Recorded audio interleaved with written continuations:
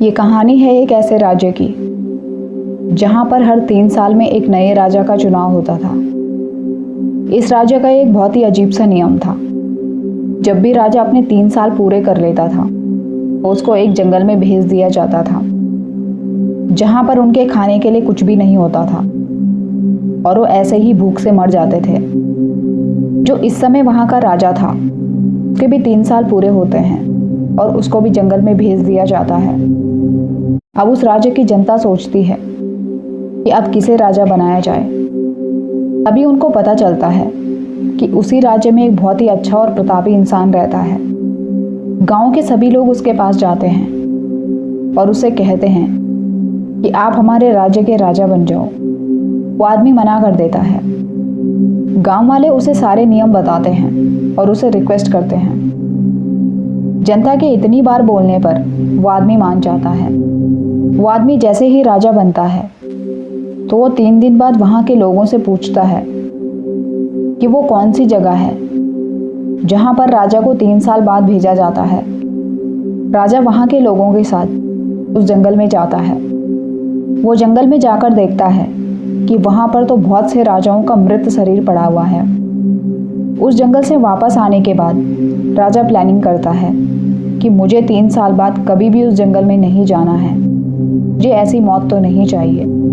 उस राजा ने पहले ही साल में उस जंगल के सारे पेड़ कटवा दिए ताकि वो जंगल ना रहे और वहाँ जंगली जानवरों का भी डर ना हो।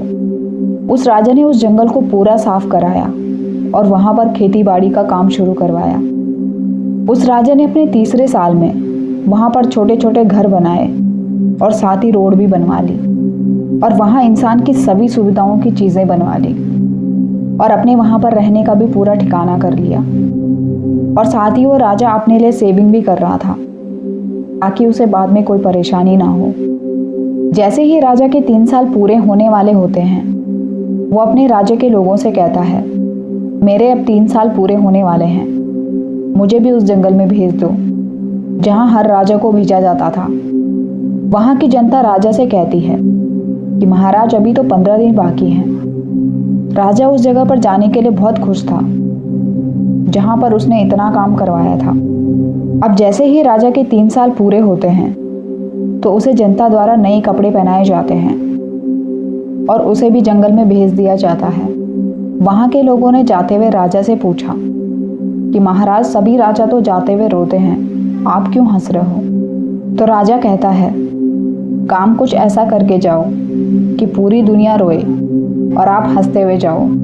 राजा आगे कहता है कि मैंने अपनी आने वाली ज़िंदगी को भी सुधार लिया है।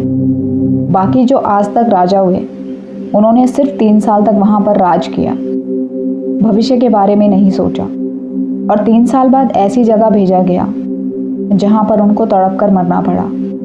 और मैंने अपने 3 साल में उस जगह को सुधारा जहाँ पर मैंने बाकी की ज़िंदगी बितानी थी। मेरे पास यही 3 साल थे अपनी ज़िंदगी सुधारने के। मैं इस राज्य का राजा तो ज़रूर था, लेकिन मैंने राजा होने के साथ अपने आने वाले भविष्य को भी बनाया। ये कहानी हमें सिखाती है कि हमें भी कुछ ही समय मिलता है अपनी ज़िंदगी बनाने का। उस टाइम में इतनी मेहनत करो कि आपका कल का भविष्य सुधर जाए, क्योंकि अगर इस टाइम पर तुम उन बाकी राजाओं की तरह राज करोगे तो भविष्य में उन राजाओं की तरह मरना पड़ेगा।